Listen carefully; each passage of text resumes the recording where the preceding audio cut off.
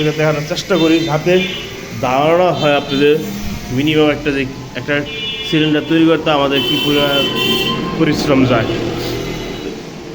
আমরা যদি চেষ্টা করি চাই এরকম না বসে এরকম মরিচা আলাদা যেসব পাইপগুলো আছে সেগুলোতে হালকা পাতলা রং মেরে দিব এক কোট, সেটা করতে পারি। ওটা দেখলে বোঝা যাবে না উপর থেকে, ওটার ফিনিশিং দেখা যাবে, কিন্তু পরবর্তীতে এই জিনিসগুলো আপনাদের ভোগান্তি সৃষ্টি হবে।